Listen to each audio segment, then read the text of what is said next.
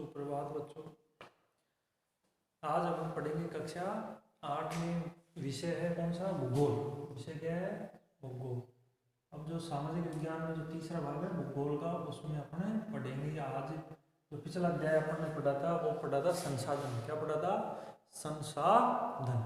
तो आज अपन पढ़ेंगे उन्हीं संसाधनों में आगे, जैसे कौन से संसाधन? भूमि, मृदा, जल, प्राकृतिक वनस्पति और वन्य जीव। तो इनके बारे में आज अपन क्या करेंगे? चर्चा करेंगे। जैसे अपने पाठ्य पुस्तक में दिया गया है कि अपना जो विश्व यानी कि जो विश्व है उसके अंदर दो जगहों का क्या वर्णन किया गया अपने पाठ्य पुस्तक में।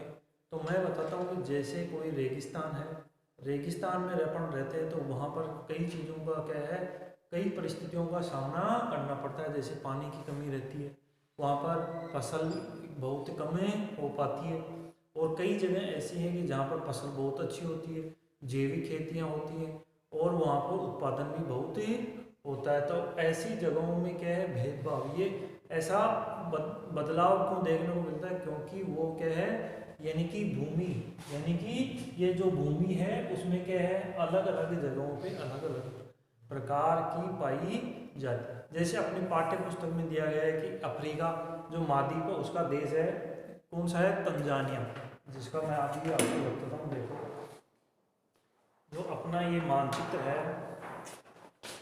ये क्या है? मानचित्र। इस मानचित्र में अपन देख लेते हैं तो ये देखो, ये है यहाँ पर तंजानिया। क्या है? तंजानिया।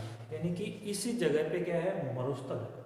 तो इस जगह की अपन बात करें तो यहाँ पर क्या है? पानी नहीं है। लोग 2-2, 3-3, 5-5 किलोमीटर दूर से क्या लेके आते हैं? जिसे पीने के लिए पानी लेकर आते हैं। वहाँ का रहन सहन, खान पीन, ये सारी चीज़ें क्या है, वहाँ अलग है। फिर दूसरा अपने को दे रखा है, दूसरा देश दे रखा है न्यूजीलैंड। कौन सा दे रखा है? न्यूजीलैंड, जो ये ऑस्ट्रेलिया जो महाद्वीप है उसके दक्षिण में। अब इस जगह और इस जगह का क्या अपन दोनों की बात करें तो इन दोनों में क्या है, बहुत ही अंतर है। कैसे अंतर है? देखो यहाँ पर बरसात ही नहीं होती, बहुत ही कम वर्षा होती है, और यहाँ के जो लोग हैं वो बेचारे पानी के लिए तरसते हैं। और यहाँ पर जो भूमि है वो भी क्या है? उपजाऊ नहीं है यहाँ की, यानी कि खाने के लिए भी यहाँ भोजन नहीं है। और दूसरी जगह अपन न्यूजीलैंड की बात करें तो इस जगह पर यानी कि जो भेड़ों का जो पालन होता है उनके लिए भी बहुत बड़े बड़े खेत हैं, और यहाँ पर क्या जैविक खेतियाँ भी होती। तो इससे यहाँ के जो लोग हैं उनकी जीविका और इनकी जीविका को अपन क्या करें, आपस में देखें तो दोनों में क्या है, बहुत ही अंतर है। अब ये ऐसा अंतर क्यों होता है वो अपन क्या है इस सारे अध्याय में अपने पढ़ेंगे। ये अपने क्या है पूरा विश्व, जिसमें मैंने 2 देशों को क्या है अपनी पाठ्य पुस्तक में दिया गया है। ये क्या है ऑस्ट्रेलिया महाद्वीप के दक्षिण में जो न्यूजीलैंड देश है उसका, और जो तंजानिया अफ्रीका महाद्वीप है उस देश का क्या किया गया है आपस में, कि इन दोनों में अंतर है। तो ये अंतर क्यों होता है तो उसी का अपन क्या करेंगे आज इस पाठ में अध्ययन करेंगे। तो आज सबसे पहले अपन अध्ययन करते हैं, 2 ही का ही करेंगे, भूमि और मृदा का, और बाकी अगले कक्षा में अपन करेंगे क्योंकि ये क्या है पाठ बहुत ही महत्वपूर्ण। तो सबसे पहले अपन किसका करते हैं? भूमि। भूमि। अब जैसा कि भूमि तो आप सभी जानते हो, देखते हो, अपन घर में रहते हैं, घर के आसपास पड़ोस में कहीं दूर जाते हैं तो ये क्या है, सभी अपन कहाँ रहते हैं? भूमि के अंदर ऊपर ही रहते हैं। अब ये जो भूमि है यानी कि भूपृष्ठ, अपने जो पर क्या है जैसे पृथ्वी, ये क्या है जैसे पृथ्वी की भूपृष्ठ, यानी कि ऊपर की जो परत है वो भूपृष्ठ, यानी कि भूपृष्ठ जो अपनी है उसके कुल क्षेत्रफल का, यानी कि जो भूमि है वो भूपृष्ठ यानी कि अपनी संपूर्ण पृथ्वी के, अपनी क्या है संपूर्ण यानी कि पूरा संसार उसकी केवल 33 यानी कि लगभग 30% भाग पर, जैसे अपने क्या है, मैं बात करूं आपको, ये अपने क्या है संपूर्ण, इसका केवल और केवल 33% भाग। कितना प्रतिशत भाग? केवल और केवल 33% भाग। कितना प्रतिशत भाग? 33% भाग, यानी कि लगभग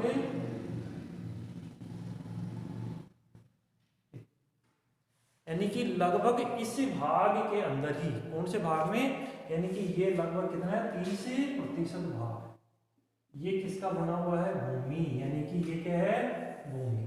और बाकी ये जो बचा हुआ भाग है कितना प्रतिशत है, 70%, ये तो क्या है, भूमि।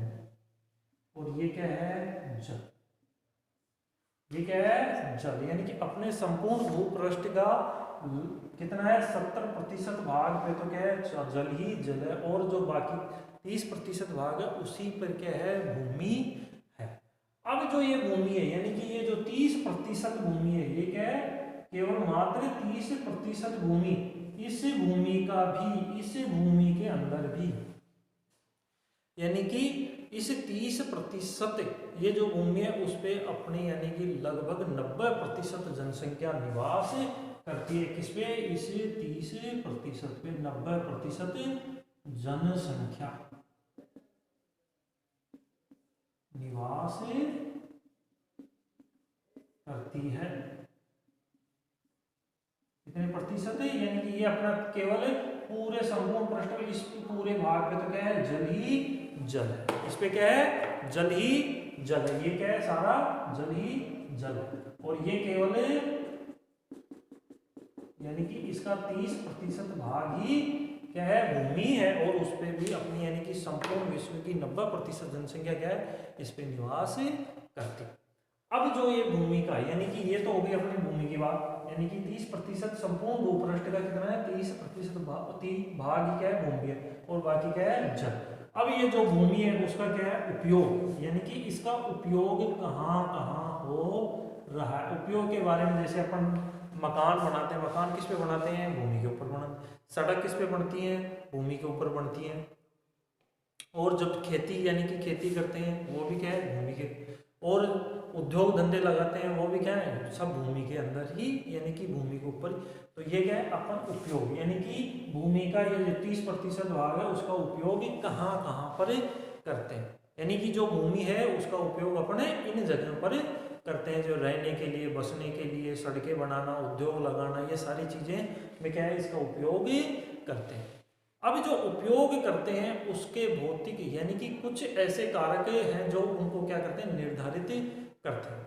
अब निर्धारित करते हैं, जैसे एक जगह अपन देखते हैं कि बिल्कुल ही, अभी अब मैंने उदाहरण दिया कि जो जहाँ पर मान लो मरुस्थल होता है वहाँ पर लोग बहुत कम निवास करते हैं, और जहाँ पीने के लिए पानी होता है, खेती करने के लिए पानी होता है, वहाँ पर जनसंख्या बहुत ज़्यादा निवास करती है। तो ये सारी चीज़ें क्या है, ये भूमि के ऊपर निर्भर होती हैं कि जहाँ की। तो सबसे पहला उपयोग करने के जो कारण हैं उनमें से सबसे पहला कारक है कि वहाँ की स्थलाकृति क्या निर्धारित करते हैं, यानी कि उपयोग लेने में भी सबसे प्रमुख कारण क्या है, स्थलाकृति।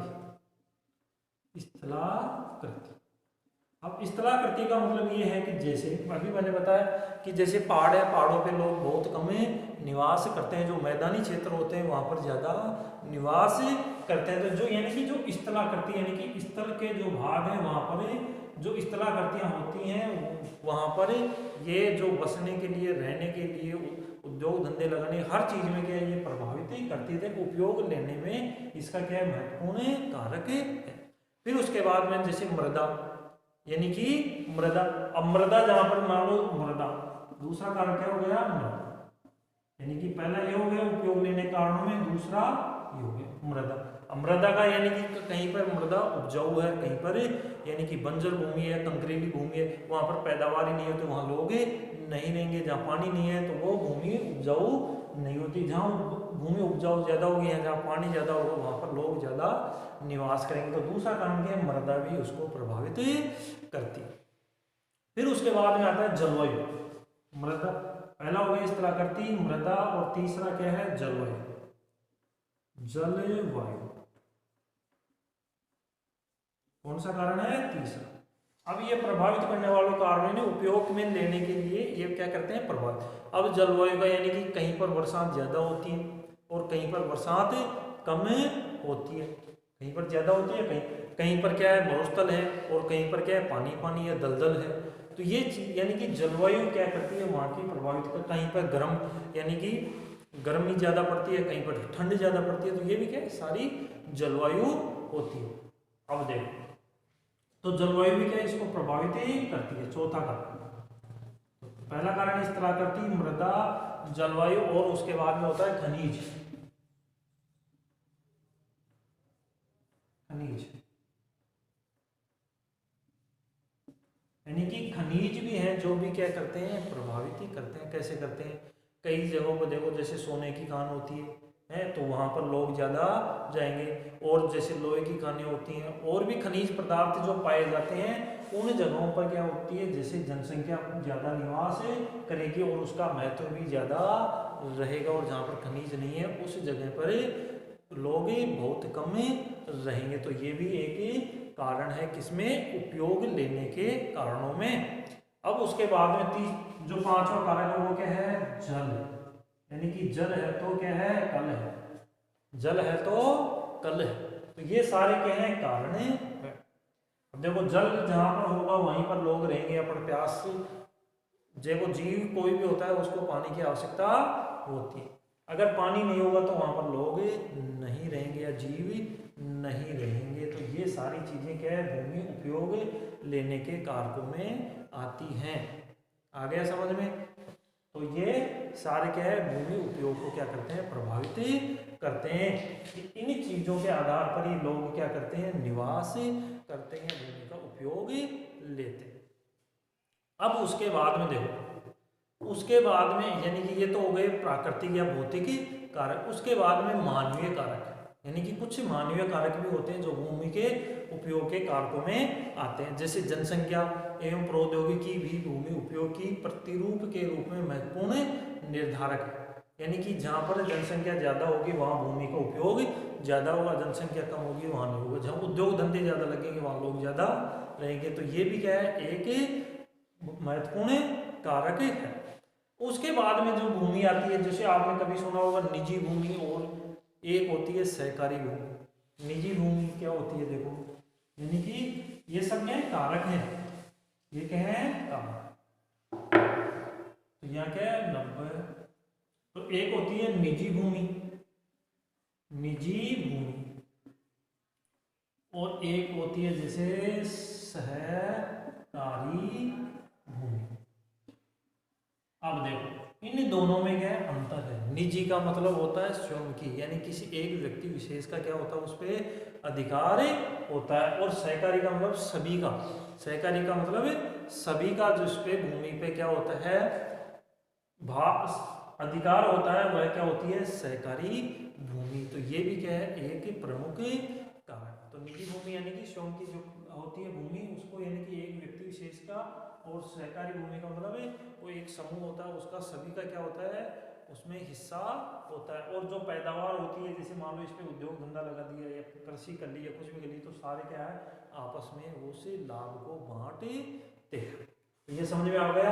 यानी कि 30% जो भूमि है उस पर कितनी प्रतिशत जनसंख्या निवास कर रही है, 90, और बाकी कितनी बचती है, 10% जनसंख्या, यानी कि इस 70% भाग पे जनसंख्या निवास करती है।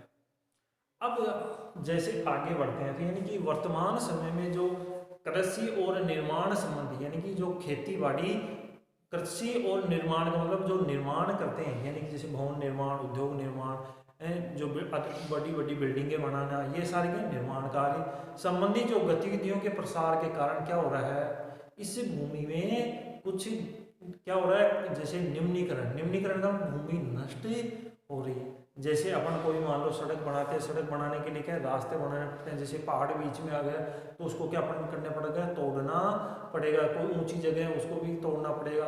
तो ये क्या है, निम्नीकरण, यानी कि अपने उपयोग के लिए जैसे मकान बना रहे हैं तो अपन ऊंची नीची जमीन है उसको क्या करेंगे, समतल, तो इधर से काटेंगे ये। तो ये सब क्या हो रहा है, भूमि का निम्नीकरण हो रहा है। तो वर्तमान में जो भूमि के क्या हो रहे हैं, इसमें भी क्या है, बदलाव आ रहे हैं। तो वो कैसे आ रहे हैं, यानी कि भूमि का निम्नीकरण, जैसे मनुष्य मानव अपनी आवश्यकताओं की पूर्ति के लिए क्या इसको नुकसान पहुंचा रहा। तो क्या है, यानी कि भूमि का निम्नीकरण हो रहा है। फिर उसके बाद में भूस्खलन, यानी कि भूस्खलन क्या है, एक प्राकृतिक आपदा है। भूस्खलन क्या है, प्राकृतिक आपदा। ये कहाँ आती है, पहाड़ी क्षेत्रों में। भूस्खलन क्या आता है, भूस्खलन,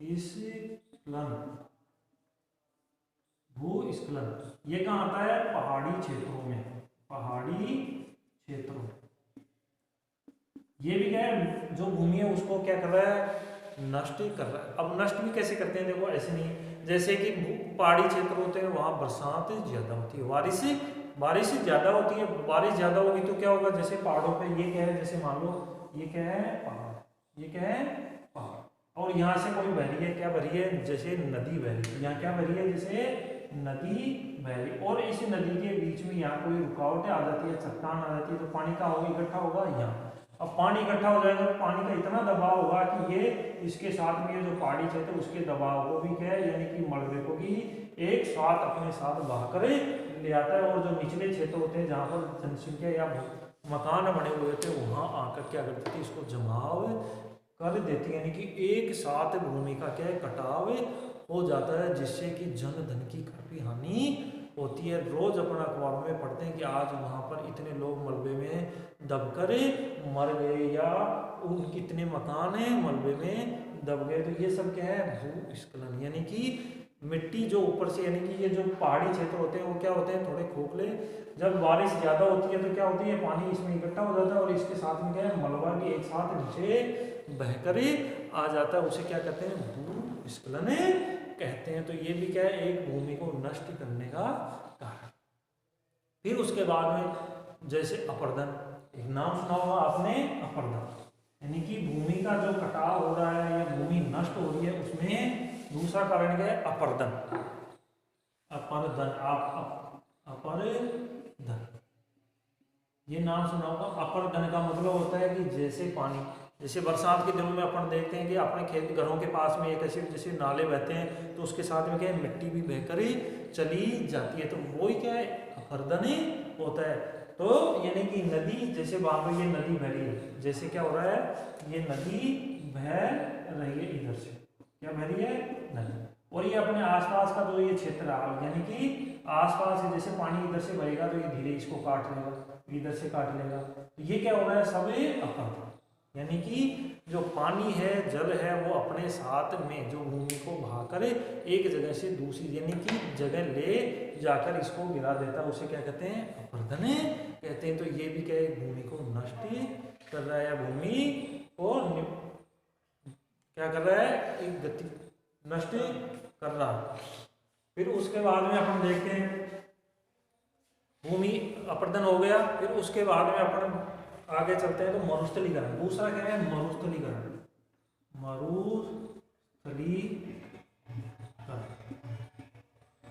यानी कि मरुस्थलीकरण में यानी कि मिट्टी का बढ़ना, मरुस्थलीकरण यानी कि मिट्टी का बढ़ना। ये भी क्या है? एक भूमि को नष्ट। अब मरुस्थलीकरण कैसे बढ़ रहा है? यानी कि जैसे पेड़ पौधों की कटाई ज्यादा हो रही है, पेड़ पौधे की कटाई ज्यादा हो रही है, तो क्या हो रहा है? बरसात कम होगी, बरसात कम होगी तो भूमि क्या हो जाएगी? बंजर हो जाएगी। तो वहाँ क्या हो जाएगा? मरुस्थल चारों तरफ हमको क्या होगा? दिखाई देगा।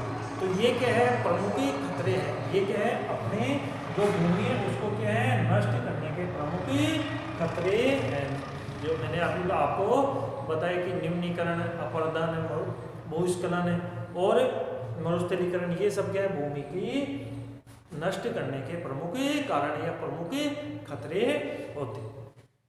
अब देखो ये जो खतरे हैं इनको अपन संरक्षण यानी कि भूमि को कैसे बचा सकते हैं, उसका भी अपने वो क्या उपाय ढूंढने होंगे कि अपने भूमि को किस तरह से बचा सकते हैं।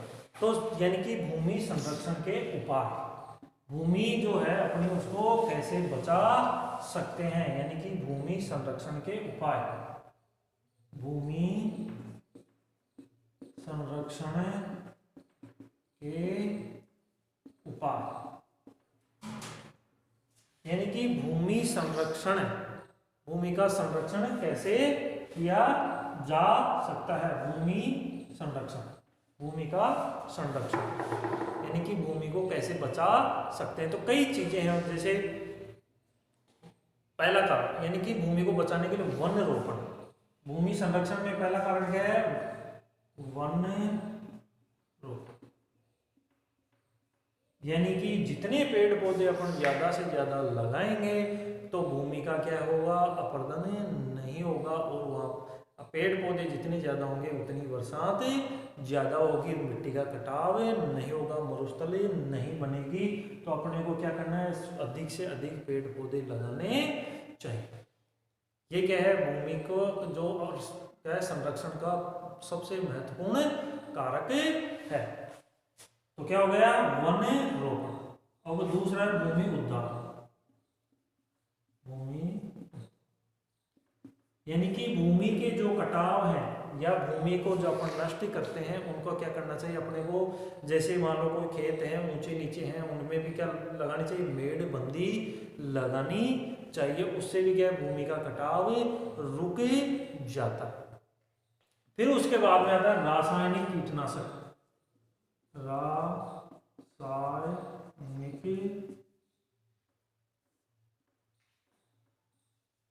कीटनाशक, इनका उपयोग अपने को कम से कम करना चाहिए। जितना रासायनिक कीटनाशकों का उपयोग ज़्यादा करेंगे भूमि उतनी ज़्यादा नष्ट होती जाएगी। तो इनका क्या है, यानी कि कम से कम उपयोग करना चाहिए। अब तीसरा का अतिचारण। चौथा क्या है, अतिचारण पे भी क्या लगानी चाहिए, रोक लगानी चाहिए। अतिचारण का मतलब जब भेड़ बकरियां पशु ये जो है वो क्या करते हैं, अब जो उनके खुर होते हैं उनके पैर होते हैं उनसे क्या है भूमि ढीली हो जाती है कि ये चारों तरफ घूम के आते हैं या चर के आते हैं, तो उससे क्या है जैसे ही हवा आती है वो उड़ जाती है। तो यानी कि ज्यादा जो भूमि अतिचारण होता है उस पर क्या लगा, अपने रोक लगा के भूमि का संरक्षण कर सकते हैं, उनको बचा सकते हैं। फिर अपन आगे बात करते हैं, यानी कि यहाँ तक हो गया वन रोपण, भूमि उद्धार, कीटनाशकों का कम से कम उपयोग और अतिचारण पे रोक। इससे इन आधारों पे अपन क्या भूमि का संरक्षण कर सकते हैं, भूमि को बचा सकते हैं। यहाँ तक समझ में आ गया बच्चों। तो अब आगे बढ़ते हैं अपने, दूसरा है अपने क्या है मृदा। दूसरा क्या है मृदा, दूसरी है मृदा। ये क्या है मृदा। अब देखो मृदा और भूमि में क्या है अंतर, यानी भूमि तो क्या है संपूर्ण पृष्ठ आ गया उसमें, और मृदा अलग चीज होती है। मृदा होती है जैसे कहीं पे काली मृदा होती है, कहीं जलोढ़ मृदा होती है, कहीं पथरीली होती है, कहीं पर भूरी मिट्टी होती है। ये सब क्या है, ये मृदा। यानी कि पृथ्वी के पृष्ठ पर, यानी कि जो पृथ्वी का जो भूपृष्ठ है, पृथ्वी के पृष्ठ पर दानेदार कणों के आवरण की जो पतली परत होती है उसे क्या कहते हैं, मृदा कहते हैं।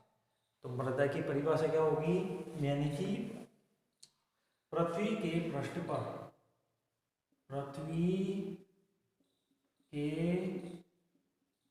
पृष्ठ पर, पृथ्वी के पृष्ठ पर दानेदार कणों की पतली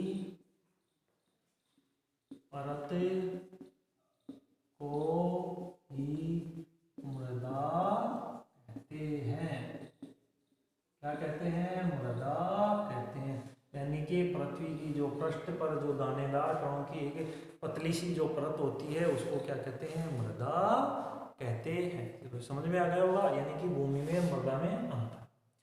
अब जो ये मृदा है, ये यानी कि ये जो मृदा कैसे बनती, मृदा कैसे बनती है। अब मृदा बनने का जो मुख्य जो कारक है, मृदा बनाने के लिए सबसे ज्यादा जो चट्टानें होती हैं या खनिज पदार्थ होते हैं, जैव पदार्थ होते हैं, वो इसको सबसे ज्यादा यानी कि इनसे ही इनका निर्माण होता है। किसका होता है, मृदा का। यानी कि जो चट्टान होते हैं, यानी कि मृदा का निर्माण कैसे होता है, जो चट्टानें होती हैं उनके जो प्राप्त जो खनिज क्या है, खनिज और जैव पदार्थ हैं उनको तथा भूमि पर पाए जाने वाले जो खनिज हैं उनसे मिलकर मृदा का क्या होता है, निर्माण होता है। क्या होता है, निर्माण किससे होता है, यानी कि चट्टानों से प्राप्त खनिजों और जैव पदार्थों तथा भूमि पर जो खनिज पाए जाते हैं उनसे किसका निर्माण होता है, भूमि का निर्माण होता या मृदा का निर्माण होता है। अभी जो ये मृदा है, यानी कि मृदा कैसी होती है, जैसे मैं अभी आपको एक चित्र के माध्यम से आपको बताता हूँ। जैसे ये है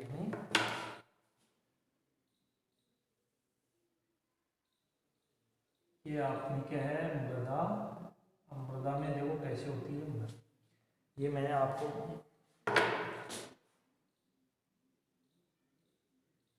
ये है मृदा के रूप, यानी कि मृदा कैसे बनती है उसके बारे में इसमें बता रहे।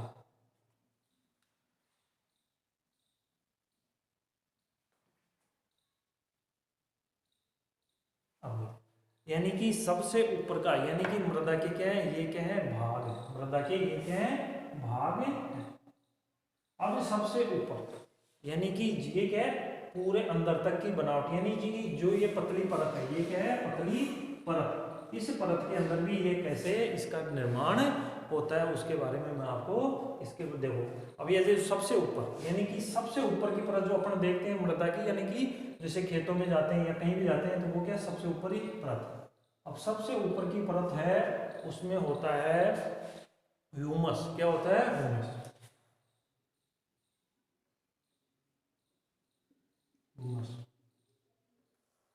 ह्यूमस और उसके अलावा और वनस्पति और ह्यूमस और वनस्पति। वनस्पति वनस्पति का मतलब ये जो पेड़ पौधे की पत्तियां झाड़ियां ये जिनके भी ये होते हैं अवशेष वो क्या आती हैं सब ये। और ये ह्यूमस भी क्या है एक उपजाऊ भाग ही होता है जो सड़े गले जैविक जो पदार्थ हैं या जो जैविक जीव हैं उनके और जो पेड़ पौधे हैं उनकी पत्तियों से ये क्या उपजाऊ भाग होते हैं के साथ वनस्पति के साथ ऊपरी। तो ये क्या सबसे ऊपर की परतें होती है जिसे अपनी भूमि अपने देखते हैं। फिर उसके बाद में यानी कि इसके थोड़ा सा नीचे अपन जाते हैं, थोड़ा सा क्या है नीचे, इसके नीचे यहाँ, इसके नीचे यहाँ ये जो भाग है इसकी जो बनावट होती है वो होती है जैसे इधर यानी कि बालू, यानी कि बालू मतलब जो थोड़ी मोटी ऊपर की जो दानेदार परत होती है, मिट्टी होती है, मृदा होती है, उससे थोड़ी बारीक होती है वो क्या है बालू। उससे क्या कहते हैं बालू और गाद। ये किस भाग किससे बना होता है बालू, बालू है गाद। गाद का मतलब जो कीचड़ सा होता है, यानी कि कीचड़ सा होता है जो अपन देखते हैं जैसे बारिश के दिनों में पानी ज्यादा हो जाता है तो कीचड़ सी यानी कि गाद सी हो जाते वो होती है ये गाद क्ले। गाद और तीसरी होती है क्ले, यानी कि बिल्कुल बारीक मिट्टी और जिसको अपन इन सबको क्या कहते हैं उप मृदा भी कहते हैं। क्या कहते हैं उप मृदा भी कहते हैं। तो ये क्या है इसकी यानी कि बनावट, यानी कि जो अपनी भूमि अपन जो देखते हैं मृदा उसकी क्या है ये ऐसे बनावट होती है। फिर उसके बाद में इसके नीचे एक परत और होती है। ये क्या होती है इसके नीचे एक परत होती है, ये होती है इसके नीचे एक। इस परत में यानी कि इसी परत में अपसहित यानी कि जो ऊपर से अपसहित मतलब जो ऊपर से टूट फूट यानी कि जो टूट फूट के जो चीजें आती हैं वो क्या है यहाँ पर जमा होते हैं। तो अपसहित चट्टानी पदार्थ होते हैं। क्या होते हैं अपसहित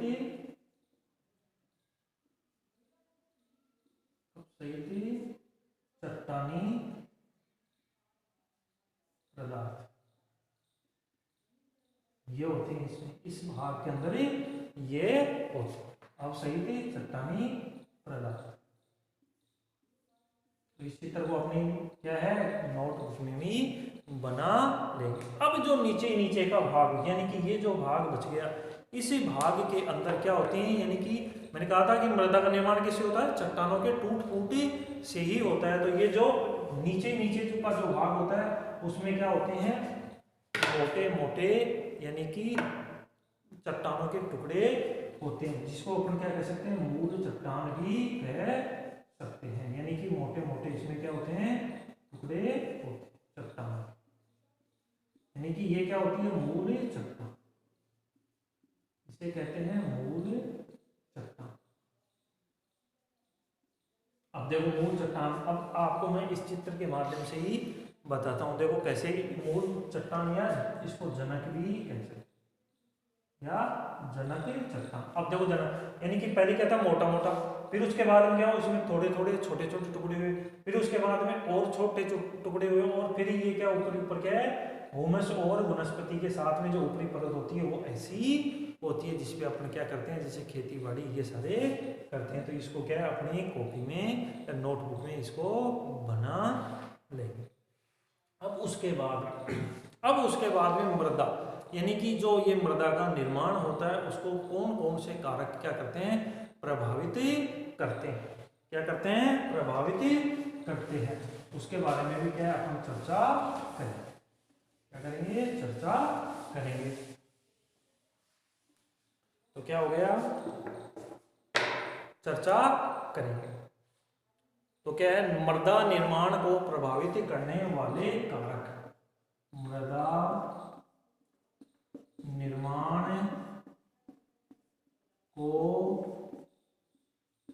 प्रभावित करने वाले कारक, इसके बारे में क्या है अपना चर्चा करेंगे। अब तो मृदा यानी कि जो मिट्टी का मृदा का निर्माण होता है वो, इसको कौन कौन से कारक प्रभावित करते हैं। तो जैसे अभी मैंने बताया था, इधर अपन देखते हैं जैसे जलवायु क्या है, इसको जलवायु, तापमान, वर्षा,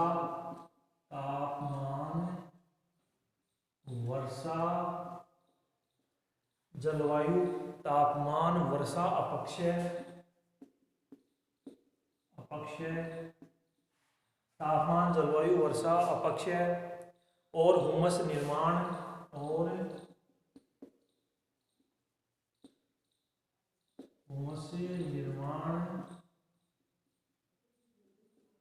हुमस निर्माण की दर को प्रभावित करते हैं। ये क्या हो गया कारण, ये हो गया। दूसरा है यानी कि जो मृदा है वो किस किस कारण से बनती है, यानी कि जलवायु, तापमान, वर्षा, अपक्षय, ये सारी चीजें क्या इसको प्रभावित करती है। फिर उसके बाद में आता है समय, उसके बाद में जैसे समय और कारक क्या हो गए, जैसे समय, मृदा परिच्छेदिका की मोटाई, मृदा परिच्छेदिका की मोटाई, परिच्छेदिका की मोटाई को निश्चित करता है, मोटाई को निश्चित करता है। एक कारण ये हो, एक कारण क्या हो गया, ये हो गया। फिर उसके बाद में जैसे जनक से और प्रभावित कौन करती है, जैसे जनक से, कौन सी, जनक सेल, कौन सी हो गई, जनक सेल। रंग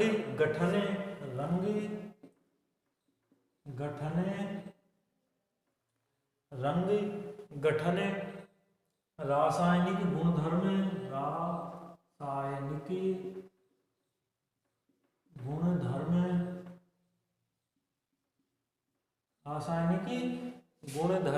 खनिज मात्रा,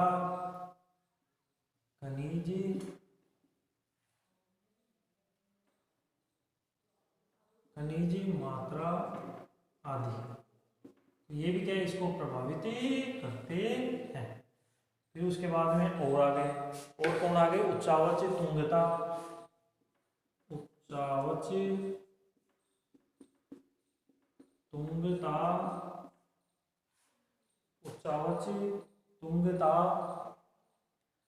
और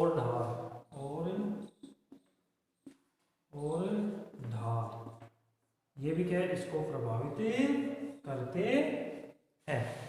यानी कि ये जो निर्धारित करते हैं। अब उसके बाद में आता है जो है वनस्पति। क्या है? वनस्पति। वनस्पति प्राणी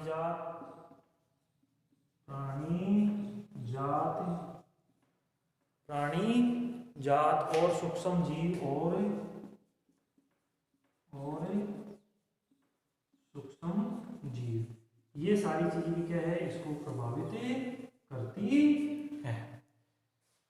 आगे ये बात समझ में, तो ये सारी क्या है चीजें मृदा को प्रभावित करते हैं। तो मृदा निर्माण के ये सब क्या है कारक है, जो क्या है खनिज पदार्थों से और यानी मूलतः किससे निर्माण होती है? चट्टानों की जो टूट फूट होती है, अपक्षय होता है। अपक्षय किसे कहते हैं? यानी कि चट्टानों का टूटना अपने स्थान पर ही, जैसे तापमान अधिक हो जाना, कम हो जाना, इससे क्या है चट्टानें भी कभी मोटी होती हैं, कभी सिकुड़ती हैं, कभी फैलती हैं, तो इससे भी क्या चट्टानों का अपक्षय होता है। तो ये मूल कारण होता है, जिससे टूट फूट के कारण क्या है मृदा का निर्माण होता है। तो ये अपना अध्याय इसमें, और फिर अपन कल की क्लास पढ़ेंगे जल और प्राकृतिक वनस्पति।